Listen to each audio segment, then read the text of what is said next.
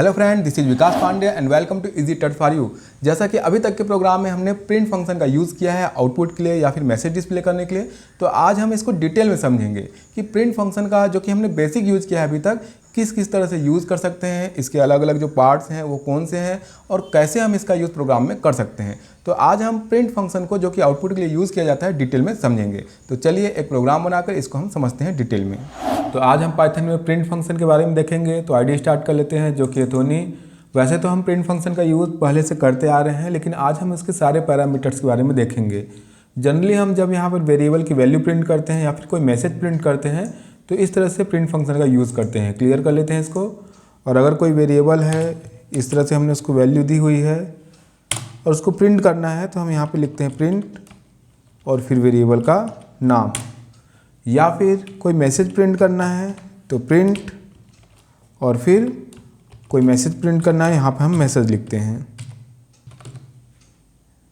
आज हम print function के और भी जो पैरामीटर्स हैं उनके बारे में देखेंगे। स्क्रीन क्लियर कर लेते हैं और इस तरह से आप अगर लिखेंगे सिंपल प्रिंट और एंटर करेंगे तो यहाँ पर ये मैसेज दिखाई दे रहा है कि ये एक बिल्ट इन फंक्शन है। और अगर आप इसके बारे में जानना चाहते हैं या फिर इसका जो डॉक्यूमेंटेशन है वो देखना चाहते हैं तो आप इस तरह से लिख सकते हैं, जो कि हमने पहले भी देखा है, प्रिंट डॉट फिर अंडरस्कोर DOC और उसके बाद फिर डबल अंडरस्कोर। एंटर करेंगे तो इसके बारे में यहाँ पे जो भी डिस्क्रिप्शन है वो स्क्रीन पे दिखाई देगा। इस पर आप क्लिक करेंगे तो यहाँ पे साइड में देखिए इसके बारे में जो इन्फॉर्मेशन है वो दिखाई दे रही है। तो यहाँ पर प्रिंट और इसके पैरामीटर के बारे में दिया गया है, जो कि 5 पैरामीटर्स हैं। इनके बारे में हम डिटेल में देखेंगे। तो इसको हम यहाँ पे क्लोज कर लेते हैं, स्क्रीन क्लियर कर लेते हैं। और ये प्रिंट फंक्शन का सिंटेक्स है जो कि इसके ऑफिशियल वेबसाइट पे दिया हुआ है, जहाँ पर 5 पैरामीटर्स हैं। फर्स्ट ऑब्जेक्ट, सेकेंड यहाँ पे सेपरेटर है, थर्ड यहाँ पे एंड है, फिर है फाइल और प्लस। तो यहाँ पर फाइल और प्लस जब हम आगे का प्रोग्राम देखेंगे फाइल हैंडलिंग, तो वहाँ पर इसके बारे में देखेंगे। आज हम ऑब्जेक्ट, सेपरेटर और यहाँ पर एंड के बारे में देखेंगे, जिसका जनरली हम यूज़ बार बार करेंगे। तो फर्स्ट यहाँ पर है ऑब्जेक्ट, इसके बारे में देख लेते हैं। तो जब हम लिखते हैं इस तरह से प्रिंट और कोई भी वैल्यू या फिर मैसेज यहाँ पर हम प्रिंट करते हैं तो ये ऑब्जेक्ट है। जो फर्स्ट पैरामीटर है या फिर जो आर्गुमेंट है, उसका मतलब ये है कि यहाँ पर आप किसी भी प्रकार का या किसी भी टाइप का ऑब्जेक्ट प्रिंट कर सकते हैं और यहाँ पर उसकी संख्या 1 या फिर 1 से ज़्यादा हो सकती है या फिर वो 0 भी हो सकती है। अगर हम जनरली यहाँ पे ऐसा प्रिंट लिखते हैं, यहाँ पे कुछ भी नहीं लिखते, तो भी नेसेसरी नहीं है कि आप यहाँ पे कोई आर्गुमेंट लिखें। आप बिना किसी आर्गुमेंट के इस तरह भी इसको लिखते हैं तो यहाँ पर ये न्यू लाइन प्रिंट करता है। तो ये प्रिंट आप इस तरह से भी यूज़ कर सकते हैं। इसको क्लियर कर लेते हैं। और जैसा अभी तक हम प्रिंट करते आ रहे हैं, जैसे मैंने लिखा प्रिंट और यहाँ पे कोई स्ट्रिंग ऑब्जेक्ट लिखना है तो इस तरह से लिखे स्ट्रिंग, और कोई भी मैसेज यहाँ पे लिखना है तो यहाँ पे लिखते हैं और प्रिंट होता है। या फिर हमने वेरिएबल की वैल्यू भी प्रिंट करके देखी है। तो आप किसी भी टाइप के ऑब्जेक्ट, चाहे फिर लिस्ट हो, डिक्शनरी हो, स्ट्रिंग हो, आप उसको यहाँ पर प्रिंट कर सकते हैं और उनकी संख्या 1 से ज़्यादा भी हो सकती है। तो जैसे कि अगर मान लीजिए प्रिंट, हमको एक मैसेज प्रिंट करना है, ये मैसेज हमने लिखा और उसके बाद अगर 1 से ज़्यादा ऑब्जेक्ट आपके पास है तो आप यहाँ पर कॉमा का यूज़ करेंगे, कॉमा, और हमने कोई इंटीजर वैल्यू लिखी 10, उसके बाद कॉमा, फिर फ्लोट वैल्यू लिखी 10.5 और एंटर किया तो ये यहाँ पर प्रिंट हो रहा है। अगर हमारे पास कोई वेरिएबल है a इज इक्वल, यहाँ पर इसकी वैल्यू है 100, तो मैसेज के साथ अगर हम इसको प्रिंट करना चाहते हैं तो इस तरह से लिखेंगे प्रिंट वैल्यू, ये हमारा हो गया मैसेज, ये स्ट्रिंग हो गया। और उसके बाद हमको इंटीजर प्रिंट करना है जो कि हमारे पास वेरिएबल है, तो हम उसका नाम लिखेंगे कॉमा के बाद a और एंटर करेंगे तो वैल्यू 100। तो यहाँ पर वैल्यू जो हमने लिखा हुआ है ये स्ट्रिंग है और उसके बाद जो a है वो इंटीजर है, क्योंकि हमने वहाँ पर 100 स्टोर किया है। तो इस तरह से हमने यहाँ पर 2 अलग अलग प्रकार के ऑब्जेक्ट प्रिंट किए हैं और 1 से अधिक ऑब्जेक्ट भी यहाँ पर प्रिंट किए हैं। इट मीन्स आप यहाँ पर अलग अलग प्रकार के ऑब्जेक्ट यूज़ कर सकते हैं और उनकी संख्या 1 से ज़्यादा भी हो सकती है। अगर आप कोई आर्गुमेंट यूज़ नहीं करते तो आप डायरेक्ट यहाँ पे प्रिंट यूज़ कर सकते हैं, जहाँ पर कि न्यू लाइन स्क्रीन पर आएगी या फिर न्यू लाइन पर कर्सर मूव हो जाएगा। यहाँ पर सबसे पहले देखते हैं कि प्रिंट में मैंने यहाँ पर सिंगल कोट का यूज़ किया है, सेकेंड में यहाँ पे डबल कोट का यूज़ किया है। तो इसके बारे में थोड़ा समझ लेते हैं। स्क्रीन क्लियर कर लेते हैं। तो यहाँ पर प्रिंट में स्ट्रिंग के लिए हम सिंगल, डबल या फिर ट्रिपल कोट का यूज़ कर सकते हैं। तीनों में क्या अंतर है वो देख लेते हैं। अगर हमको कोई मैसेज प्रिंट करना है तो हम इस तरह से लिखेंगे मैसेज सिंगल कोट में, और अगर मैं इसको डबल कोट में भी यूज़ करूँगा तो भी ये सही है। यहाँ पर अंतर क्या है ये देख लेते हैं।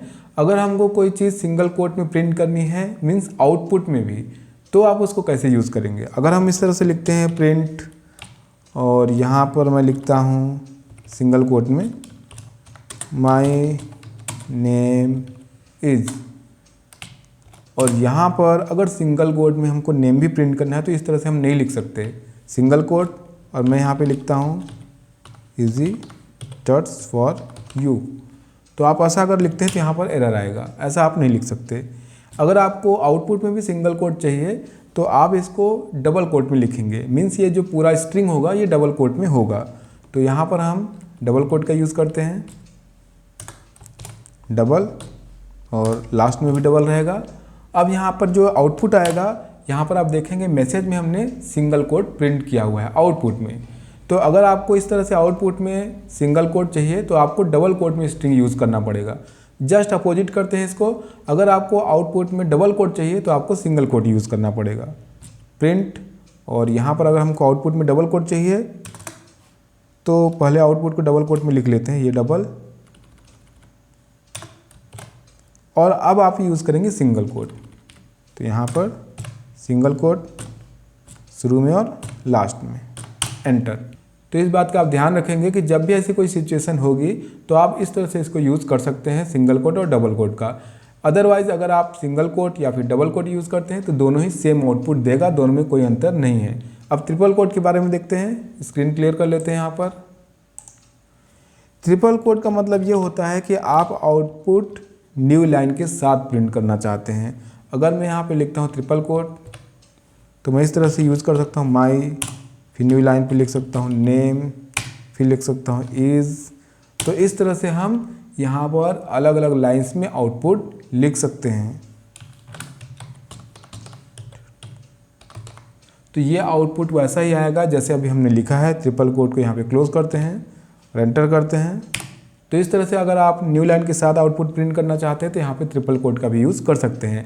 सिंगल और डबल में इस तरह से आप न्यू लाइन के साथ आउटपुट प्रिंट नहीं कर सकते, मीन्स जैसा मैंने अभी लिखा है न्यू लाइन के साथ प्रिंट में, ऐसा आप नहीं लिख सकते, वहाँ पर एरर आएगा। इसको क्लियर कर लेते हैं। अब आगे बढ़ते हैं। तो जो फर्स्ट आर्गूमेंट है या फिर जो फर्स्ट पैरामीटर है वो वहाँ पर उस ऑब्जेक्ट के लिए है जिसको आप प्रिंट करना चाहते हैं। सेकंड हम यहाँ पे देख लेते हैं जो कि है सेपरेटर। इसका शॉर्ट फॉर्म यहाँ पे लिखा हुआ है SEP। तो सेपरेटर का मतलब क्या होता है, प्रिंट का यूज़ जब हम करते हैं और एक से ज़्यादा यहाँ पे ऑब्जेक्ट का यूज़ करते हैं, जैसे हम इस तरह से लिखते हैं